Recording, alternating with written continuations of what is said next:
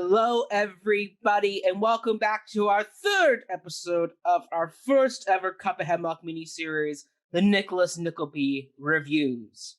I am your marketing manager, co-host of All Things the Cup, Mackenzie, and I'm joined by my friend, co-producer, man who also helps co-host All Things the Cup, Mr. Ryan Borochovitz. Hello, Ryan. Hello, Mac. Good to be back. Week 3. Exciting stuff. Week 3 of 9. We got 6 more of these to go. Yeah. After this, we're a third of the way through. We are. We absolutely are. And Ryan, what is in your cup today? Oh, well, I have tea in the cup. Ah, very good. I also have tea in the cup. I'm doing Earl Grey today. What are you doing? Orange Pico for me. Very good choice. Standard stuff. Yes. So, as we are going to do now, as our start to the episode, Ryan, give us a summary of what's just happened in the episode and kind of where we left off in the last one.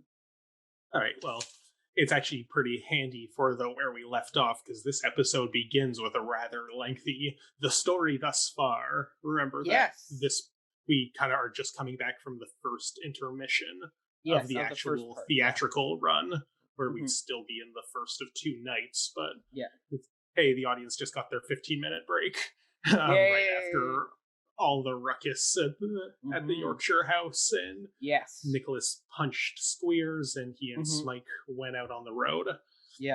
So we had this, I think, very interesting the story thus far, where they kind of just boom, boom, boom, boom, all the possible plot points. Which was added, actually. They added that in for the VHS recording.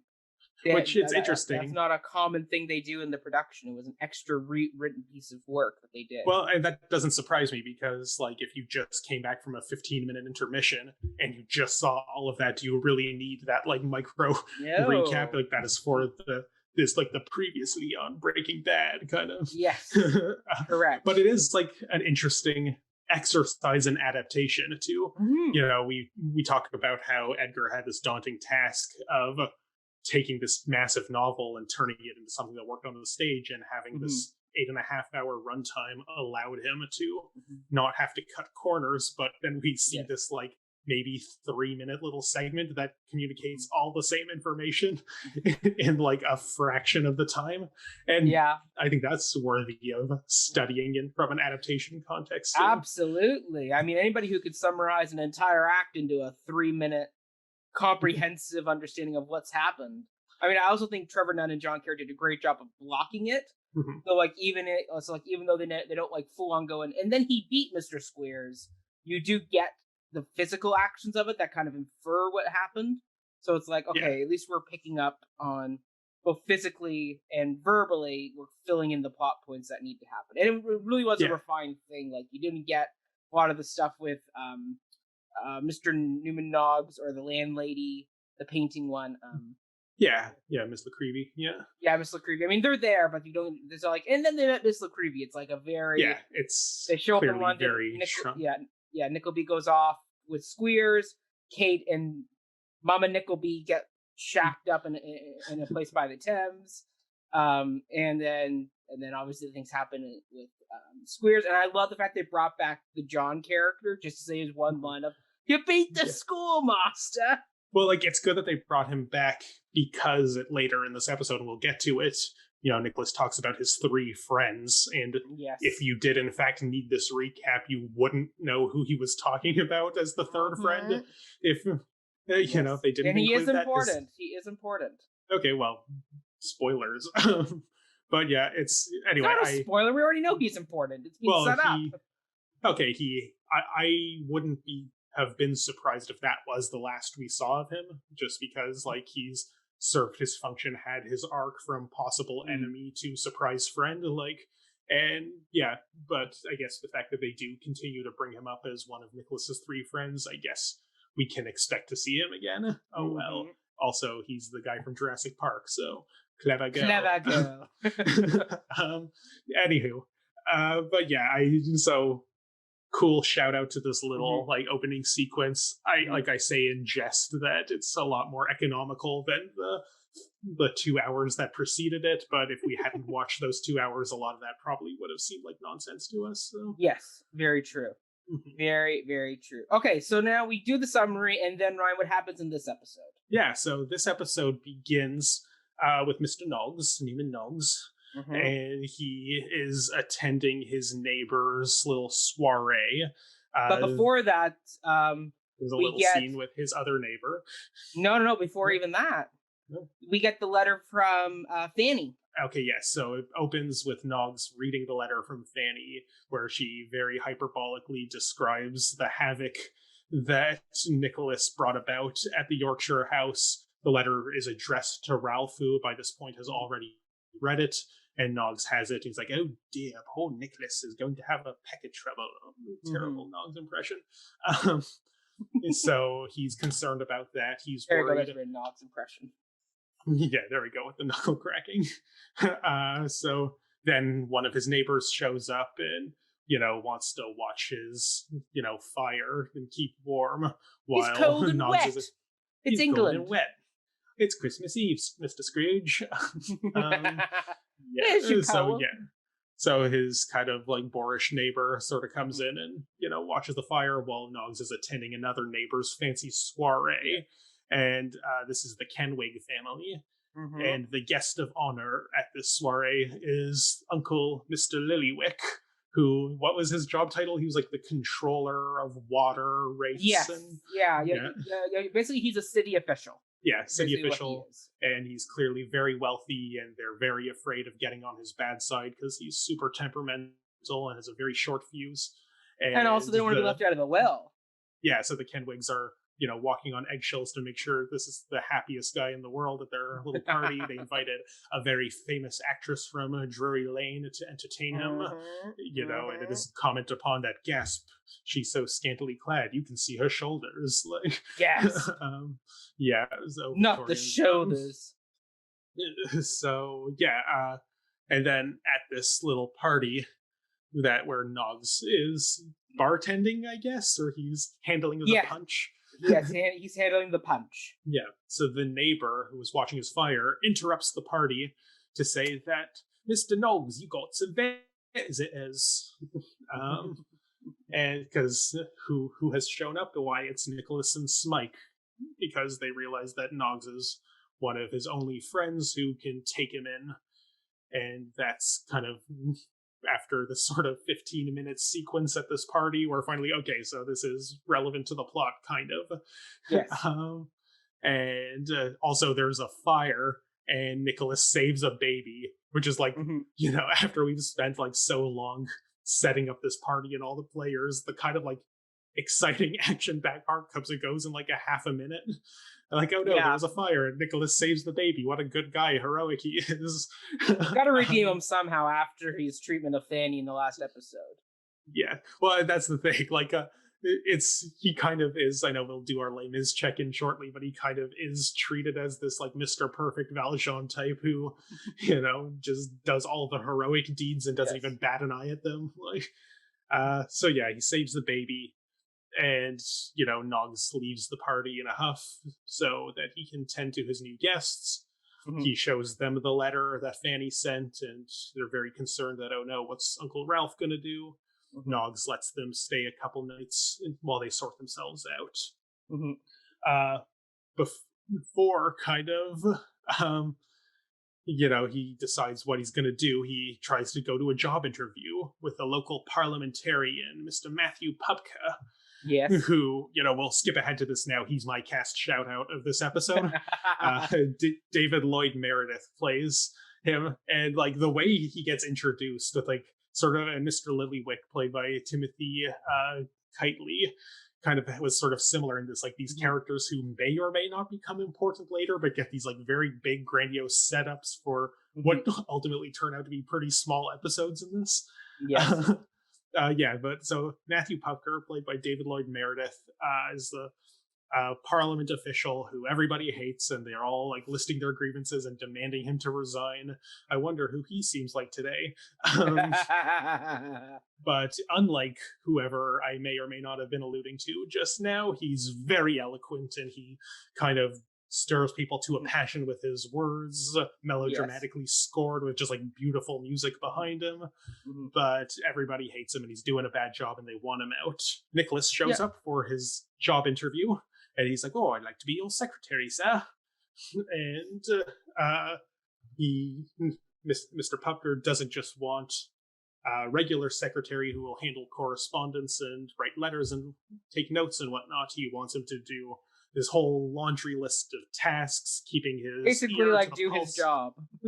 Well, yeah, and that's Nicholas fails the interview because he very bluntly says, and I quote, "May I inquire, while I'm performing all your duties, what will you be doing?"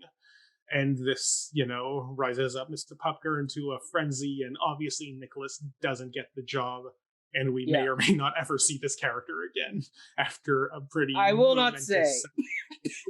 Okay, so no spoilers there. Nope. Okay, so Nicholas returns to Noggs, and he says, "I will do anything except that which offends my common pride."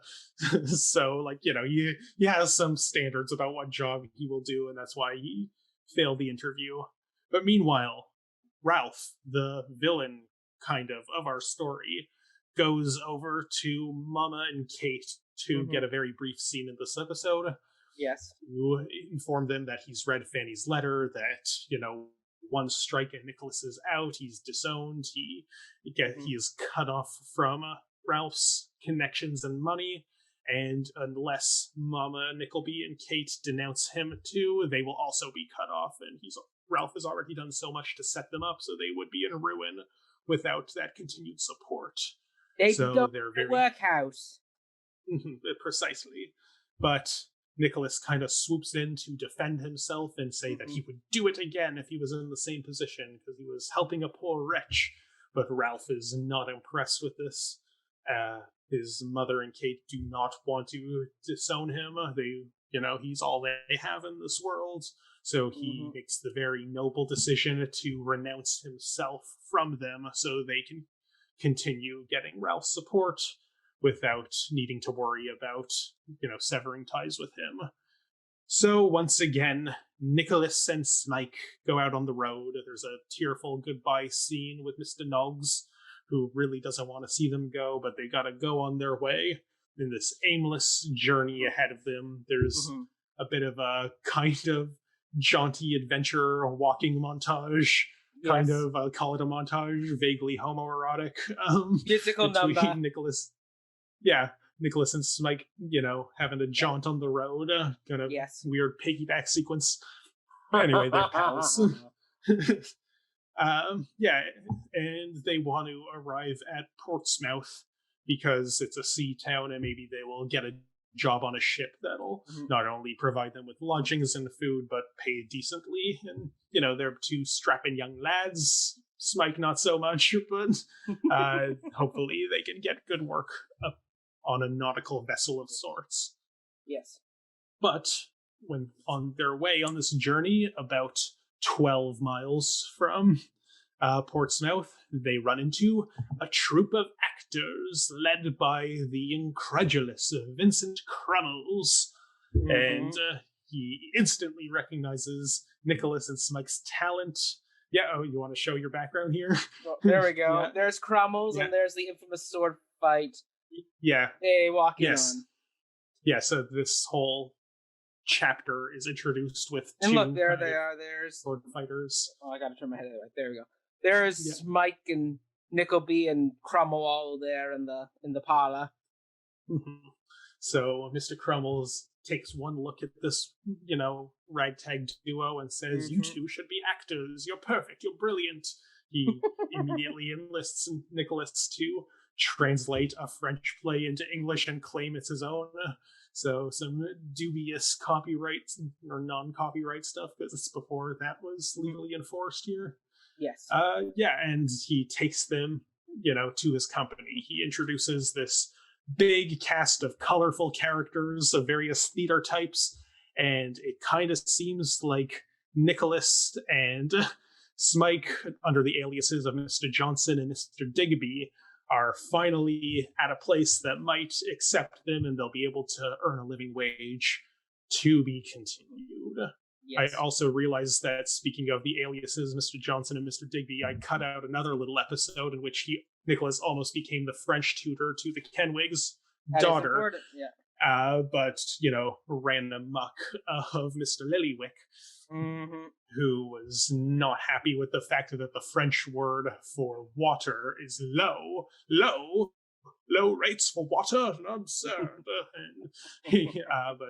And it was in that moment that Nicholas ran away to the episode with Ralph and Kate and Mama. So yes. So this was a bit of a less focused episode than the previous ones we've had. Yeah. A lot more episodic, a little kind of jumping around from here to there. Yes. But that's, in a nutshell, what's happened. Yeah. So, I mean, I'll tell you now, because once again, I'm playing literary manager currently for this mini-series of reviews. So, I am caught up with the books still. Mm-hmm. We are currently about roughly 17, 18 chapters into this story. Mm-hmm. So there is some differences that we're now catching. There's some rearranging of certain plot points. So, like, for example, in the letter that Ralph is reading to Mama Nickleby and Kate, Fanny accuses Nickleby of stealing a ring from the Squeers, which, from what I recall, we have not gotten that plot point that he's being accused of theft. But they say, just if he does come to you, return us the ring, and his actions will likely get him hanged at some point anyway. So it doesn't matter to us. We just want the ring back. But I don't think we've gotten anything with the ring. I think there was something with a ring in a previous episode. I remember Squeers handing a ring to Nicholas or something. Unless I'm mistaken? I can't. I'll have to go back and rewatch. But rereading the book, rereading the chapters of the book for this, I went, oh, hold on. I don't know if we've had any mention of this ring. Yeah, I don't recall it being in Fanny's letter that we just heard. So. Yeah, which is important because Fanny's the one that keeps harping on it. So there's that. Then, like, for example, the scene with Nickleby and the family where he says he's going to go on the lam, basically, forego his family. That actually takes place before the politician and before the tutoring session. Okay. Whereas here it was politician tutoring on the lam. Yeah. Correct. Yeah, so they're starting to rearrange some of the plot points, which kind of makes sense. I mean, you want that energy of Nicholas saying, I'm going to go on the lam to carry you into the Crummles story section of the book, versus being like, I'm going to go on the lam, but then it's like, oh, wait, no, surprise, I'm going to go work for a politician, or at least try to. Or, wait, no, I'm actually going to be a tutor first. So they've reorganized it to, I think, make a little bit more efficiency in the plot drive, which makes sense. So we're still very much we still have the same plot points, it's just now we're kind of doing some reshuffling of it a bit. The Keswick party is a major chapter, which drags like. Well, that's the thing. It's very Dickensy, very wordy, very kind of. Could we not have trimmed this a little bit? Like, just got into the main point of what this moment is, which is Nicholas has to show up. Like, that's the whole point of this. Everything else is kind of like, eh. So it's funny watching that whole sequence in here, because it is the first 15 minutes of this episode for the most part. Yeah. It reminded me of like what you were complaining about with the muffin scene in the first episode, that like this may or may not come back ever. Not sure if it does, but like, wow, this is a lot of detail if it doesn't. Like, I hope they're expositing and setting up something important here. So far, no muffins have come back yet. So with the Mr. Lillyvick, for example, like in this, in the Keswick, their names are? Yeah, the Kenwigs. Yeah, in the Kenwig party. Like, because so much labor was setting that up, I kind of, was like, okay, this must become important. And then it was just like, okay, it seems like this is just, okay, this is where Noggs was, why he's out when Nicholas and Smike happened to show up. But then when Nicholas becomes the tutor for the Kenwig's daughter, I thought, okay, so we had to set all that up because clearly it's important here. But then that scene came and went in a flash, and now they're on the road again. I would be so surprised if these characters come back. Don't spoil if they do. But like Mr. Lilyvick and the Kenwigs seem like a distant memory now that we are on the road. And so like, and because like, you know, in terms of, this is a bit of like our adaptation check-in, but also like our how this works episodically. This has been my least favorite episodes of the three we watched so far. Same here. And it's because like so much of what we had in here, while entertaining and certainly adding texture to the world, if you only had a 2 or 3 hour time slot to do an adaptation, all of this would have been cut, and I don't think we'd be worse off for it. Agreed. Like, basically, the big thing you could do is, if you were going to condense this, you would just have Smike and Nickleby hit the road, and the very next scene would be Fanny sending the letter, and then him showing up at Uncle Ralph's being like, "How dare you do this?" And then like Nickleby going, "I'm going on the lamb," and then him meeting the Crummles. Yeah, like, and I think because we do have this like large canvas of time to sort of work with, like it is, it's kind of, you know, the whole sort of horror movie thing about like, why don't they just call the police? Like, it kind of is answering questions that we might have, like, why doesn't he just get a job? Like, so it's showing that he's trying to get a job and nothing's working out, so that going on the lam is a last resort.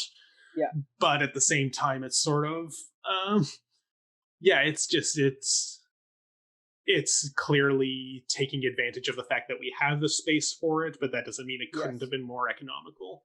Agreed. And like, as much as I did love like the Matthew Pupker episode, and I thought that was like really funny and like what a great new character, all of that setup, if he does not wind up coming back, which maybe he will, maybe he won't, but if he doesn't, like, as much as I enjoyed that setup, it's pretty unnecessary, and I think we could have this could have been a 7-hour production. That's still very long. Agreed. I completely agree. Yeah.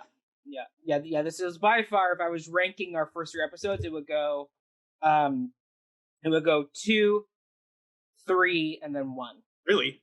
I would go 2, 1, and 3. I find 1 is a lot of exposition and a lot of narration. At least this actually had decent scenes and a little bit less of the narration stuff that kind of is like just basically let's just copy and paste chunks of Dickens from the book and just talk about what's happening versus actually doing a scene as we've talked about. So I think episode 1 was really good at like the setup, getting Nicholas to the school, establishing a lot of stuff, even if it wasn't very action heavy. I thought it did a decent job, and like we kind of talked about, ending the way it did felt reasonably like an episode on its own. This was like 4 or 5 things that just kind of had to happen between leaving Yorkshire and arriving with the Crummles in Portsmouth. Like, and I think again, if we didn't have all this time to work with, almost all of that would have been cut. Yes. So this feels like the redundancy episode so far. Yes, agreed. Yeah, absolutely. So this was an interesting bit of thing. I mean, I will say, I think now we can head into our fave characters of the episode. I've already said mine, so who's yours? Well, mine is the wonderful Mr. Crummle. Yes, Mr. Crummle. Yes, there he is. Yeah. I thoroughly enjoyed this performance by Christopher Benjamin. Exactly. Well, him and Lila Kay, because Lila Kay we saw her as Mrs. Squares as a horrible shrew of a character, but now we get to see her in a very different, funny performance. We haven't seen enough of her in my mind for me to like shout her out. I hopefully, as we continue this subplot with the Crummles, we'll see more of her. But she was different from Mrs. Squeers, but not enough that I'm like big shout out to her right now. My big shout out goes out to Mr. Crummle because it's a perfect Christopher Benjamin did a great job of setting up this character who will become a major part of the story for the next little bit, at least probably for the next episode or so. But he's just wonderful. I mean, I also just love the character. I mean, Nathan Lane plays him to perfection in the film version that was done in 2002 with Charlie Hunnam. Like I just love Mr. Crummle. Like if I could play anybody, it would be either Mr. Squeers or Mr. Crummle. Those are the two roles that I would love to do if I got a chance. See, I feel like those are two roles that could be doubled, at least unless something happens later that they do cross paths. Like, especially with Lila Kay playing both Mrs. Squeers and Mrs. Crummle, like, it would kind of be, I think, you know, if we didn't have Royal Shakespeare Company's budget and we were, like, doing a stripped down, like, 10 actors tops version of this, like, that would be, you know, kind of a new Thenardier-esque couple. Yeah. But yeah, Mr. Crummle, like, he's, like, Benjamin Christopher Benjamin did such a good job playing this character. Like he just exudes warmth and kindness. It's kind of like what you need at this point in the story when Nicholas has had such a hard time throughout a lot of this. It's like he needs to have someone nice who's not Mr. Noggs, who is kind of there, but like he's helpful, but he's still very dour. Mr. Crummle's just like, hello, how are you? Let me take you. And it's kind of a hoarse Slughorn in Harry Potter. It's that same type of Harry, my boy. Yeah, something I will kind of say about, and it's nothing against Christopher Benjamin in particular, it's also kind of just a beef I have with this one episode, is because we're introduced to 3 new bombastic male characters, Lily Vick, Pubker, and now Crummle, even though there's clearly personality variation between them, they somehow still felt vaguely interchangeable to me. And that's weird because they are 3 different character types, but they were all just, haha, here's one of the comedic elder male actors in our company doing a bit. Like, if they were spread out across 3 different episodes, or if 2 of them were cut all together, as we've discussed, maybe they could have done, like that would have really highlighted Crummles more so. And because he's the one who I'm sure of the 3 will become the most prominent character moving forward, it's weird that he kind of not necessarily gets eclipsed by the other 2, but just blends in with them. I think he gets eclipsed mainly just because he's the last to show up for this episode. And I think going forward, that's obviously going to change. Because, not to spoil anything, but like Nathan Lane plays him in the film version. You don't get Nathan Lane to play this character in the film if he's only going to show up for like 5 minutes and not going to play much of that importance. Mr. Crummle does have some significance to the story, so he will continue.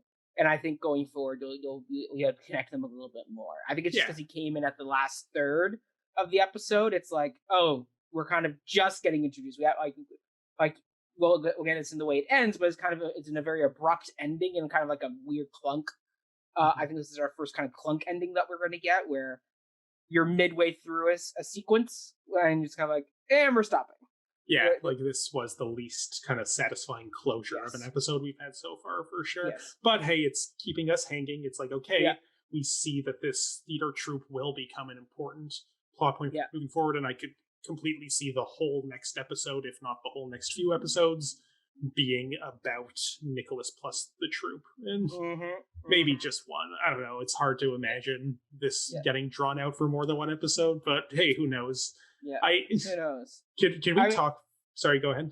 I mean, the only thing I was going to say is I'm assuming that the next episode will probably give us a little bit more of the Kate story.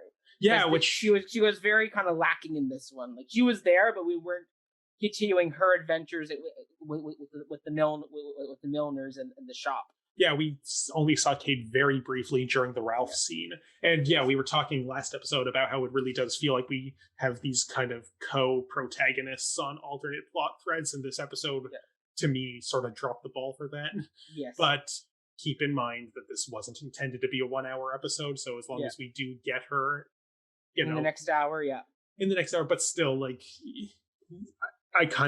I like when Nicholas and Kate have sort of equal footing in the plot. So if the fact that we can go through a whole hour only having her in it for maybe 5 minutes, like that kind of says a lot about where the priorities are both for Dickens and Edgar, I think. Yes. Yeah. But if Dickens didn't give as much for Kate as he did for Nicholas. You know. Well, in in these chapters we don't get a lot of her. So like I can see why she kind of isn't in a lot of the first hour of the second act of part 1. But I'm hoping as we read forward that we will get more of her in the second hour of part 1. Yeah. And the Mantelinis, because they're fun. Yes, exactly. Well, once again, we set them up, so hopefully we. Yeah. I mean, they were brought back in the previously on. Yeah, so but that doesn't clearly they're count. going to play. Well, no. But it's the thing of like you don't bring them up unless you're going to be referencing them again somewhere along the way. So that is a little checkpoint there that I guarantee we're going to get at least another check-in with them probably within the next episode. Before we move on through our various check-ins, because while we were sort of on the subject of the Crummles, can we kind of just talk about the weird relationship to theater that is going on in like the novel being turned into a play? I feel like this kind of still belongs in our adaptation check-in. Yeah.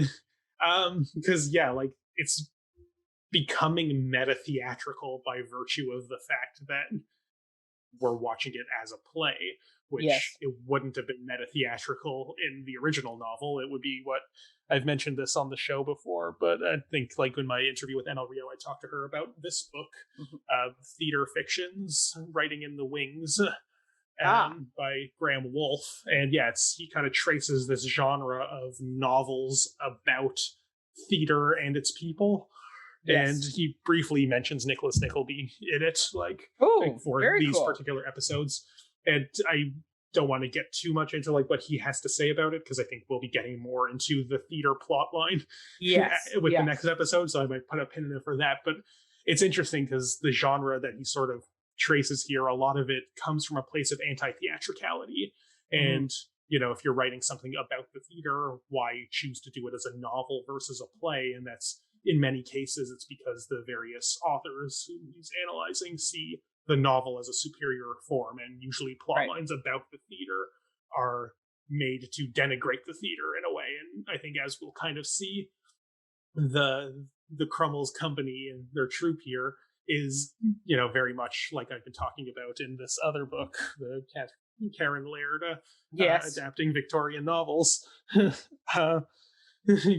It's the theater was not very well respected in this time by the kind of haute culture, and especially not very much by Dickens himself, who I see the Crummles very much being a stand-in for everything he hated about Victorian theater culture. Yeah, well, once again, like the choice that Dickens made of making the Crummles not good actors, but very clearly stock road to low-key touring production. Well, and the popular theater of the day is what it is, like the melodrama that was very rampant in that period. Rampant sounds pejorative, but like, and Dickens probably certainly saw it as such. Yes. But this was the popular touring for the people theater with exciting plots. Like, he makes a big thing about, can you write a wash tub and running water into the plot? Because at the time, that actually was a huge deal. They would advertise it on the posters for melodramas. See, even then, Ryan, the whole idea of having water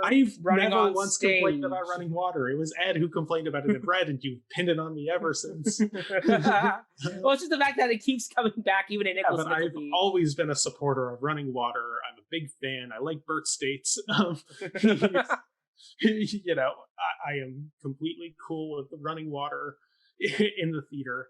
But that was a big selling point. Now with pumped water and wash tubs, you know, to see an actual drowning scene, like possibly, or a poor damsel being threatened to drown. Like, that, you know, this was the kind of very popular, you know, you've mentioned the MCU a couple times in various reviews, sort of usually in a derogatory low culture for the people sense.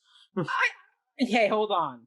MCU, like, it does have its merits, but I mean, if we're comparing an MCU movie to, like, I don't know, what's a good example? Like, example of like, I'm trying to think high of culture. Well, something that's clearly not meant to just be like a good popcorn. Like Moonlight? Like, I don't know.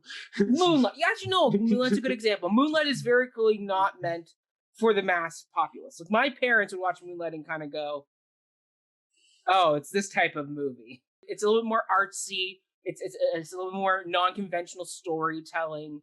Like, it's a type of movies that the Oscars like to go for. It's a little bit more indie, a little bit less blockbustery. So like, and that's kind of what this difference is, where it's like, the Crummles are more MCU, less they're popcorn, mega musical. Like the same, like the Washed Up is like Miss Saigon going, we have a helicopter that's going to show up on stage, and the fact that like Karen McIntosh, like the director actually was the original director, Nicholas Heitner, was actually against doing the helicopter, but because it already been built, he was like, well, I gotta put it in there now. It's already the image that we're printing on all the t-shirts. Yep, basically. And I mean, like, even like, what was it? Oh, like yesterday I was recording an episode of Anything Goes for my podcast, and the fact that like during, like, right before rehearsal started, there was a big shipwreck that killed like 137 people in the news. Like, a big ocean liner got caught in a hurricane, captain had a heart attack, ship burned, and 137 people died. Not a great time to be writing a musical about a cruise ship, right? You would think. Mm-hmm. So producer Freely brings in a new writing team to rewrite the book. But he goes, you still have to keep it on a ship, though, because we already built the ship set, and I'm not going over budget like I did with my last show. So you have to keep the setting on a ship, and now you have to make it more comedic. No fake bomb threats, no shipwrecks on stage. We're going to have a nice, good Shakespearean romantic farce instead.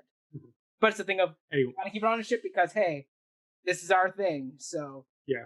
Well, yeah, so just kind of bringing it back to the Crummles, though, like, yes. I find it's very interesting because Dickens's low opinion of the theater seems to we all know why. He doesn't like the theater because they kept guessing his plot points. Well, yeah, that happened once or twice, but yeah, either way, they were capitalizing off of his unfinished novels. Mm-hmm. Sometimes they guessed correctly, and that frustrated him because it spoiled it for the reading public. Sometimes they guessed completely incorrectly, but then the reading public was expecting to see that and was disappointed with the endings he produced. And yeah, they were making money off of his work in a time before there was legal protection for the novelist. Mm-hmm. And so it's understandable why he wouldn't like the theater, and he would see people like the Crummles as, hack artists that, Laird in her book is really trying to bolster up. The dramaturgical work that these people were doing was insanely difficult, and like good on them for even attempting it. They did it under like very short deadlines, very challenging work. They had to, on one hand, do faithful adaptations, but also guess the endings. Like, this is crazy. And they had a very important cultural impact in their time that is overlooked by Dickens stans, being like they're the lesser authors and they're just hacks. So, but I'm curious, it's hard to kind of get a handle on this, and I'm sure we will sort of follow this through as we follow the Crummles further in future episodes. But I'm curious what Edgar and Caird and Nunn think about the theater and how their theatrical portrayal of these characters might differ from the Dickensian literary portrayal, because we are, in fact, it becomes meta-theatrical by virtue of the fact that we're seeing it as a stage show. And I would be kind of, not necessarily surprised, but a little miffed if it just completely faithfully recreates Dickens's displeasure with the theater when it's made entirely by theater artists here. So that's a check-in I think we're going to want to do in future episodes as we follow these characters further. I agree completely. I was making a note of that now. So the meta theater check-in. So cool. That is now a check. So let's continue on our check-ins. Right. Let's do our Les Mis check-in. Okay, I've already jumped the gun on this a little, but you want to get started? Yeah. So last episode we were leaving off going, where is our Javert? Where is our counterpart to our Jean Valjean Nickleby? And clearly this episode is now set up that Ralph is our Javert. Maybe a little bit less of an anti-hero like Les Mis has, and we're like, he's definitely the villain. Like this is very much more on the lines of like with Javert's story, he's very much an anti-hero. Like, we get why Javert is the way he is. We understand his complexity. Like, he's not just I hate Valjean, so I'm going to go out and get him. It's this is a guy who's broken his parole. I myself was born in a prison. I had a choice. I chose the law, not a life of crime. Like, there's a little bit more of an anti-hero element to him. Ralph is very clearly a lot more of a just straight up bad dude. Yeah, like not a nice fellow. But he is kind of the villain of not just the book, but of the period, the kind of wealthy bottom line capitalist who doesn't care for anyone but himself. Correct. Kind of puts up certain social airs to out of duty and connections. But it's kind of like Scrooge before Scrooge has his turn of heart on Christmas Eve. Yeah. That same type of character. I think that's a good way of putting it. And yeah, I would be very surprised if Ralph gets a redemption arc over the course of this. Who knows? Maybe he'll end up jumping off a bridge, just like Javert does. And that's obviously, this isn't Elena's review, so we don't need to unpack this too much. But it's debatable whether or not that is in fact a redemption arc for Javert, or if it is the impossibility of redemption is what leads him to that conclusion. Well, I definitely don't think Javert is redeemed. Just to go down this rabbit hole very quickly, like Javert is definitely not a redeemed character by because his whole suicide song comes about because he's broken. Like, he just mentally cannot comprehend this change, or the fact that his life has been saved by someone who he thought was so evil, basically. Like he thought so low of Valjean that when Valjean shows just the simple act of kindness, Javert's like, I don't know how to live with myself. Well, yeah, and that's a kind of redemption in a way that, like, he doesn't go to his grave thinking that, you know... I would go from redemption to realization. Yeah, I don't think yeah, exactly. Like, he has an epiphany of, oh, maybe not all criminals are bad. But I don't think he ever... like. I guess in redemption, the fact that he lets Valjean go. That he kind of makes the choice of not arresting Valjean. Even if it means sending himself to an early grave to not have to think about the implications of what. Yeah. But Ralph, I don't think we're going to get that. Well, I don't think we're going to get that. And another reason why I'm hesitant to draw the Ralph Javert connection here is because I can't picture Ralph pursuing Nicholas. He's very happy to just, we'll see what happens. I see the face you're making. No spoilers. But I kind of picture him just like, if you stay out of my way, I've cut you off. If you're willing to stay away from your family and allow me to continue supporting them, you know, you go your way, I go mine. I can't picture him chasing down Nicholas with the Crummles and being like, how dare you have a new career that has nothing to do with me? You will see. Okay, Ryan. so we'll continue our weekly Les Mis check-ins there. Yeah, so there's that one. I mean, obviously, there's a musical number in this. Which kind of, yeah. And the fact that the staging is very similar to the transition staging that happens at the end of the Waltz of Treachery, where Valjean gets Cosette and he spins her on the turntable, and they all of a sudden are consumed by Paris 10 years later. Here we have the walking around as if on a turntable, piggybacking each other, singing a song, and then surprise, where we've now magically been transported somewhere else. So I mean, there is that element to it.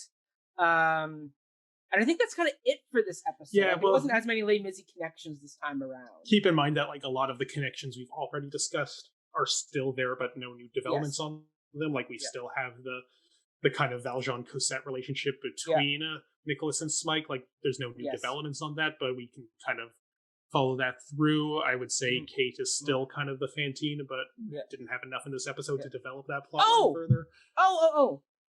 Something we forgot to add to the plot summary that's important. Nicholas asks Smike about what he remembers from his childhood. We didn't touch on that, but that is clearly so setting up something an important conversation for later. Right. So there was a little scene, you know, when they were kind of resting for the night on their journey. And, you know, it kind of feels like a little more explanation could have been given here, because it was very much feels like exposition. Remember these words, they'll become important later. But like, I could understand that Nicholas's motivation for having this conversation is maybe Smike has a home or a family that we can, if not stay with, definitely at least kind of bunk a night with. So he's like, well, Smike, what do you remember about your time before Yorkshire? And Smike says, there was a man I'm not gonna do the impression. Yeah, please don't. Yeah, we'll get to our Smike check-in in a moment. But yeah, so yeah, he remembered that there was a man who scared him, and it was very bad situation before that man dropped him off with the Squeerses in Yorkshire. And he says the kind of very tragic line is that, "Till now, I've not known 2 days together when I haven't been afraid," and then cue the music onto the next scene. So Nicholas has finally given Smike some kind of happiness, and the vagueness of these memories paired with the fact that they don't sound like very happy partial memories means that there probably isn't a home to bunk to along this journey. So there's that element of the story. But yeah, I mean, like, lamest connections, you're right, Ryan. Like, it is very much like we are seeing the continuation of some lamest connections that have already been made. And this episode was just kind of continuing those. We weren't adding too much besides introducing Ralph as potentially, possibly a Javert type figure of the story that's going to hound Nickleby for the remainder of this two-part play. That said, I do think there's something to be said. Obviously, he's not the main analog to the Thénardiers, because we've already talked about how Squeers is certainly the Thénardiers here. Yes. But kind of functionally with what he does in the story, Ralph kind of is like a bit of a Thénardier to Mama and Kate as a different type of Cosette, in that he's kind of the one holding them, debatably abusing them, and kind of keeping this leverage that will probably bring Nicholas back. Yeah, Ralph is being the Thénardiers that are the unseen Thénardiers. Like in the musical, unlike in the book, where in the book Les Mis, we do get a lot more of the Thénardiers before Valjean goes and saves Cosette, where they're extorting Fantine, making her sell her hair, her teeth, making her become a prostitute to pay for things. I mean, it's one of the most tragic parts of the book, where you realize just how awful the Thénardiers are, where once Fantine starts giving them more money, they just continue to ratchet up the pricing because they think, oh, she's come into money. But yeah, Ralph is definitely like the unseen Thénardier figures from the early parts of the Les Mis book, where they're extorting the ladies behind the curtain. Yes, correct. I mean, one of my favorite passages in the book is when Fantine, in order to provide for Cosette, like, she has to sell her hair. So Fantine sells her hair, and then there's a great line in the book of how's it go? It basically, like, Fantine's like, I will now clothe my daughter in my hair, because she uses the money from the selling of her hair to buy like a new coat to keep Cosette warm, because they say Cosette's going to catch a cold because of how cold she is. So send us money and we'll buy her a new coat. So Fantine circumvents him and buys the coat and sends the coat. The Thénardiers get angry and give the coat to Éponine and let poor little Cosette go cold. But it's a thing of, I've now clothed my daughter in my hair. Yeah. It's a great Victor Hugo line. So, yeah, well, it's not like the perfect one-to-one, and I do think Smike is certainly more of the Cosette type, and the Squeers are certainly more of the Thénardier type. So, yeah, all I was saying is just that, while there's more of an obvious one-to-one parallel between Squeers and Thénardier and Smike as Cosette, I do think if we want to continue following these Les Mis connections, as I know we're going to keep doing, because look who I'm talking to, I see that there could be some kind of side parallels between the Ralph, Mama, Kate relationship having this sort of extortive vibe that the Thénardiers do also carry with them. They do, yeah. The Thénardiers extort a lot throughout the books. That's like kind of like their go-to tactical move is, let's extort somebody for money. So yes, absolutely. So let's wrap up. Smike check-in? Yes, our last bit of check-in that we do in every episode, which is our Smike check-in. Because once again, Smike is played by, hold on, there he is. He is played by David Thurifall. One of these days we will remember his name. No, I got it here. We found him. David I don't know if we're saying his last name correctly. Either way, David, who plays Smike. We got a little bit more with him this time. He had a bit more of a speaking role. Well, that's interesting you say that, though, because I clocked it. He does not say his first word of this episode until 35 minutes in. True, but then he has one of the key scenes of the episode. Yeah, he does, but he's kind of had at least one scene in each episode of this. episode, while we kind of have more buddy road trip stuff going on between Nicholas and Smike, throughout the whole first half of this episode, he says nothing. He is there in the background, and Noggs gives him something to drink.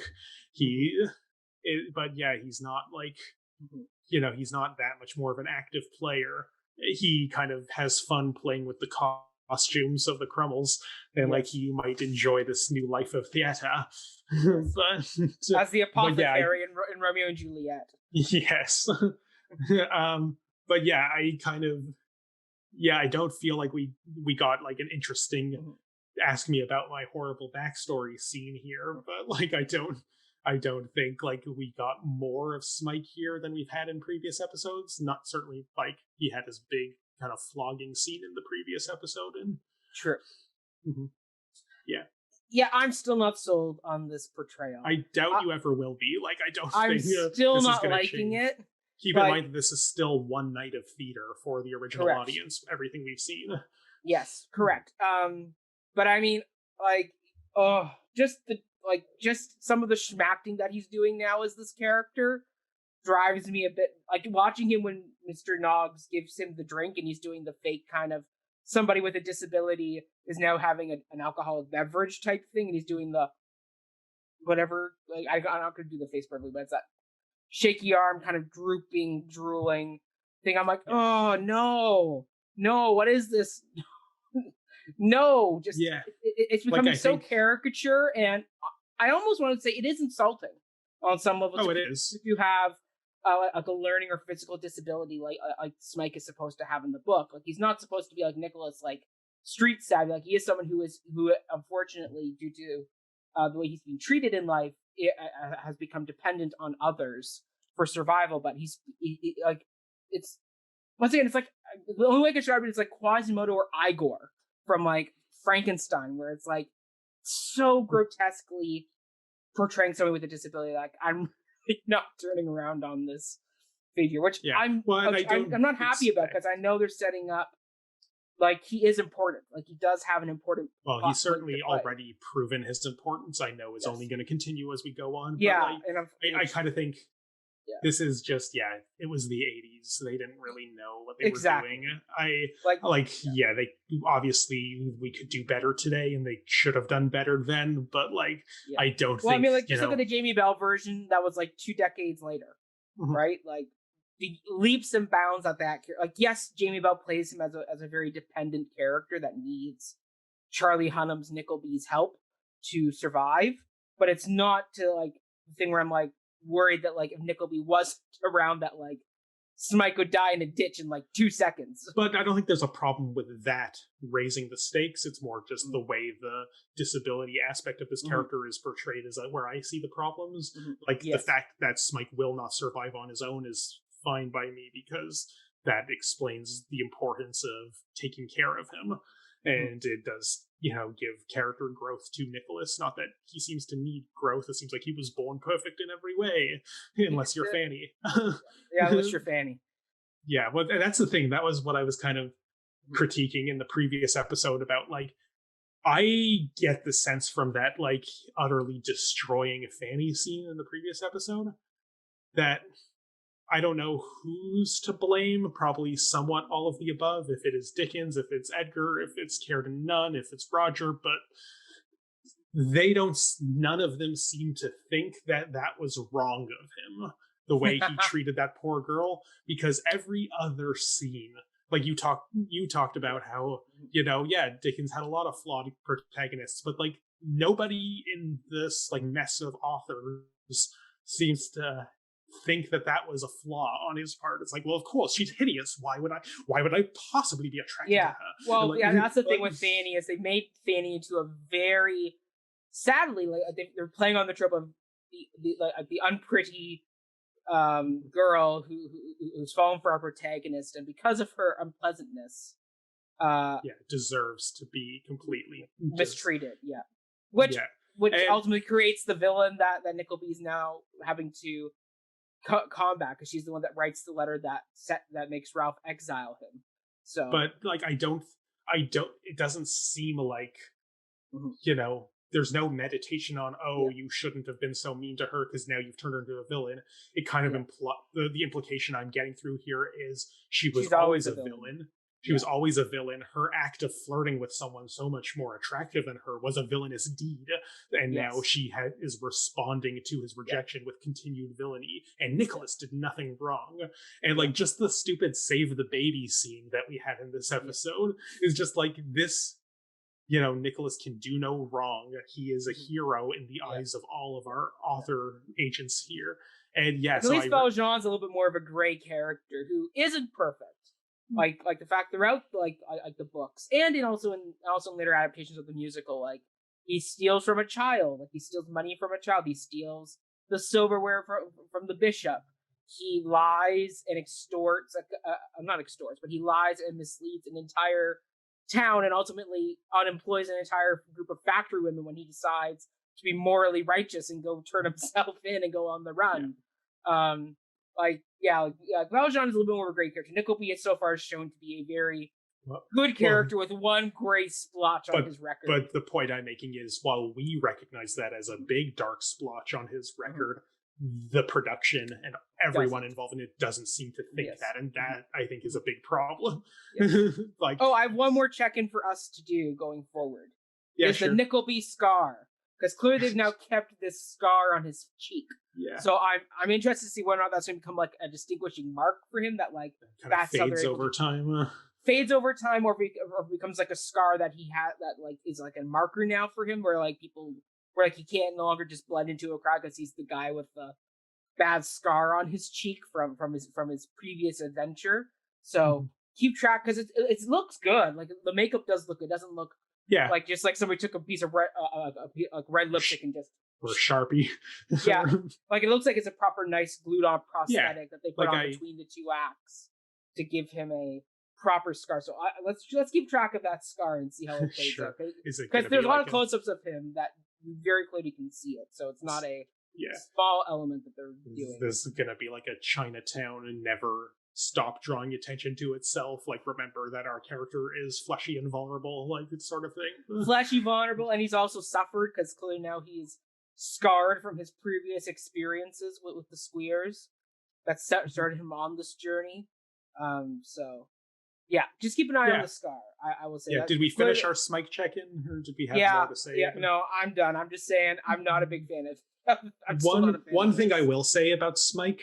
Like, it doesn't redeem the portrayal and like whether it is the actor's fault or the director's fault or the playwright's fault. One thing I will say textually, in the little scene where the keeping warm neighbor interrupts the party to tell Noggs that he's got visitors. Yes. He does, like, this is in the text, describe the two visitors as there's like one handsome, dashing, dapper fellow and his friend who seems a little wrong in the head, or I don't remember the exact phrase that he uses. Yeah. So like we are operating, whether it's like that in the novel, the adaptation is, operating on Victorian understandings of neurodiversity, which were not up to snuff, and even by the 80s clearly weren't that great. But like, it's not just that, this is an abused character who we've turned into this kind of like sad, grotesque, as you put it, depiction of a neurodiverse person. Like it seems like that has been integrated into the text of the adaptation, and I think that's worth noting. As kind of as offensive as this portrayal might be, it's not it's living up to what the text is basically set up. Yeah, the text has set up that this is how they're going to portray Smike, which, right or wrong, like, I mean, in the book, Smike's a very interesting character, but in the book, you never get that he is this extreme of of someone who is neurodivergent. Like it's not like, I can't remember in the book. I don't think they ever describe him as like a drooling hunch. Like I mean, they do say he has like some slight scoliosis or hunch, but not like where like he's like bow-legged, crippled hand, like mouth always agape. Like it's just like it's just. And as far as choices go, like he has been abused, and like when you when you do something like take it from the kind of words on a page and turn it into an embodied art like theater, you kind of do need to account for, well, what does the toll that abuse takes? What does it look like on his body? And, I'm not against the physical deformities in a way, because I think, like, we've seen just a sample of what's been done to him in the very short time that Nicholas was in Yorkshire, but he's been there for years of his life. And, if that's a reasonable representative case of what he's been through, then, like, the physical. Yeah, I mean, like, just looking at the pictures of Jamie Bell doing it, like, Jamie Bell does have a weak leg, kind of like Tiny Tim, so he is using the famous walking stick for moving around. Like, even in, like, the revival that was done recently, like, still very much similar design of character, like, toned down design. He still has the same type of, like, shaved head look, but not nearly like I wish I could show you some of the images online. I'll show you them when we're off camera. But, like, if you look at some of the images, anyone watching, if you want to Google it, you can just Google Smike Nicholas Nickleby revival, and you'll see what it looks like. But yeah, like, it's definitely toned down in these later revivals. So I think it was just a product of the 80s that unfortunately results. Yeah, well, that's the big kind of, we'll probably say this week after week, that is the big problem, and I don't think it's going to get better. No. But yeah, that's sort of the problem of consuming this serially as we are, and having to think of things to say about it every week, that sometimes it's just going to be the same problem. The check-in won't have to be like, well, it didn't get better.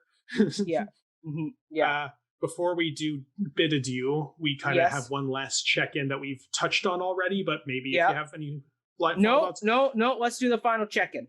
The final check-in being, since it is broken up into these hour-long episodic segments, what did you think of this as an episode? We've already kind of done our unofficial ranking, but just kind of let's dig into this a little more. Well, I mean, like I said, it's the most clunkiest of endings we've gotten so far. So I do think that is a minor detractor, is that this is the clunkiest of all the endings that we've had. I would question that.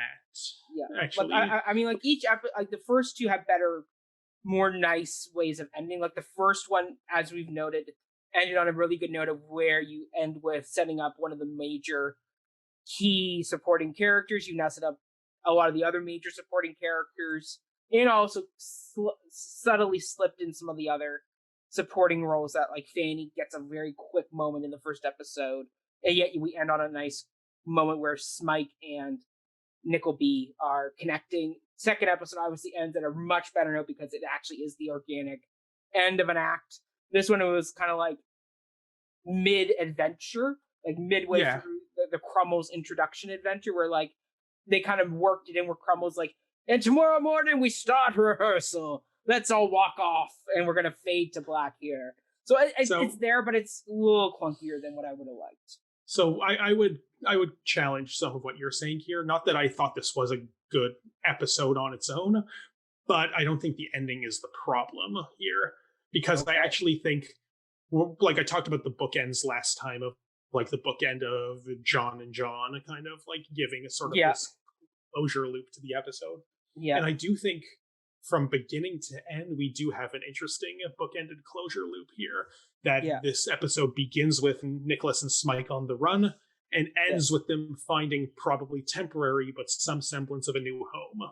Correct. And so I do think that our journey takes us to a reasonable stopping point, and if we have 1 or 2 full episodes of time with the Crummles, then I'm not sure if there even will be a better break point than just like, I'm glad we split where we did here of settling in to this new home, as opposed to just meeting Mr. Crummel and on our way to Portsmouth. Like, that would have felt like it fell a little flat, because it wouldn't have felt like settling into a new place.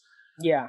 But that said, while I kind of think these bookends work, there was too much fluff in the middle of this episode, as I complained about earlier. Things that definitely could have been cut. Yes. And my problem with that is that stuff was kind of necessary to draw it out to ending in the reasonable place. Yeah.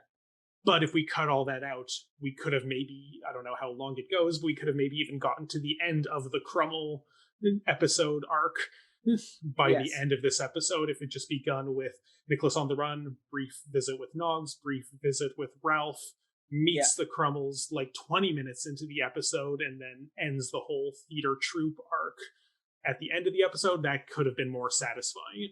So while I think this certainly is the weakest episode, I don't think the way it ended is the problem.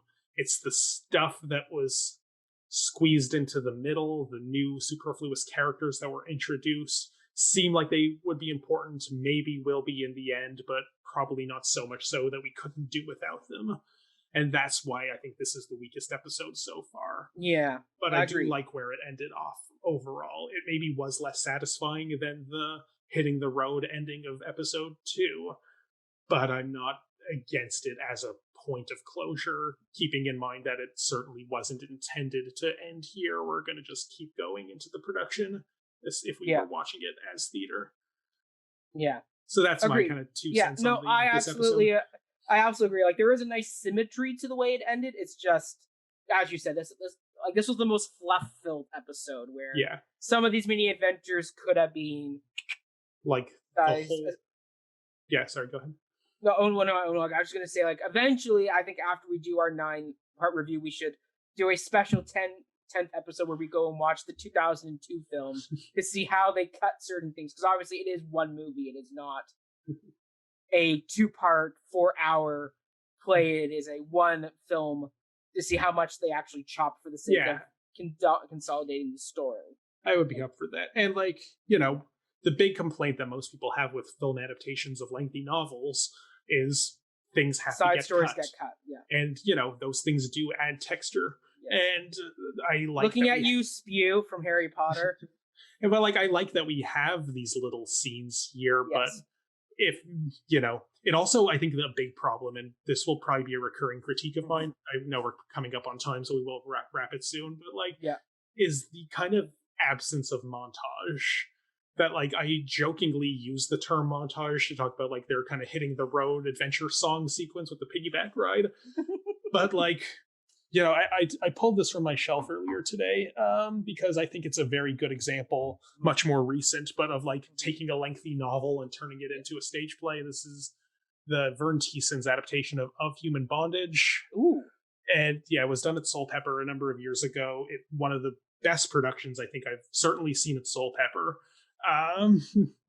Possibly top 10 kind of, like, ever in my books. Oh boy, big words. Unfortunately, Albert Schultz directed it, so kind of big asterisks on that praise. But very, very great adaptation that Vern Thiessen wrote, and a lot of it is done with kind of montage, like cycling through several events over the course of, like, a walking sequence. And since we already have the device of the narration in here, like, it seems like those are the only 2 modes, either just describing things that happened or lengthy dramatized scenes of them. And that's Edgar's approach to this adaptation, that some things get described, and if it doesn't get described, we have to give at least 5 minutes to dramatizing it. And, you know, I think it could be a lot more expedient if we kind of did more montage and, like, cycling through multiple events in a short time and without just describing them. And like, I was more forgiving of the muffin scene in the first one because that was kind of our opener, and I didn't know how or if or when it would become important. But I'm 3 episodes in, I'm really seeing the machinery of the superfluity, I guess, here. Yeah. No, agreed.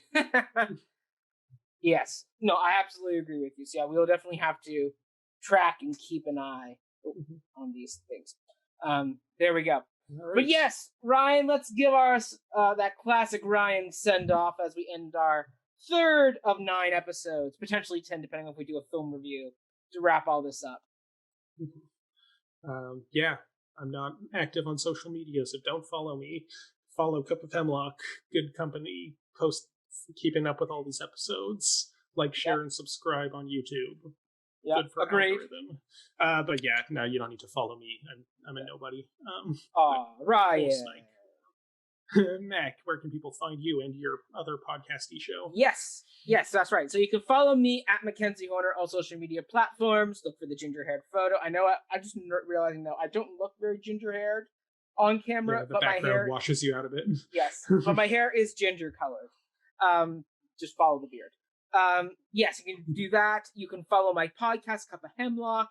I don't know where we will be by the time before the Downbeat is your podcast. Yes. Cup of Hemlock is this company, which also has a podcasty like show, which is this that you're watching right now. Correct. Or this, yes, exactly, yes. Yes, before the Downbeat is my personal home podcast that I do. We do musicals. I mean, yeah, check out this season. We've done some really fun ones. We've done Man of La Mancha. We've done Anything Goes, South Pacific, and we're even doing the Canadian musical Anne of Green Gables. Nice. So check out all that good stuff there. We also did Cabaret this season. We did Into the Woods, which we actually talked about on our review series, The Cup. But there we go. Ryan, let's send everybody off for another week. Yes. Stay and we'll tuned, see you everybody. Next week. Yeah. Keep following along on Broadway HD and watching the episodes along with us. Yes, thank you, everybody. See you all in a week.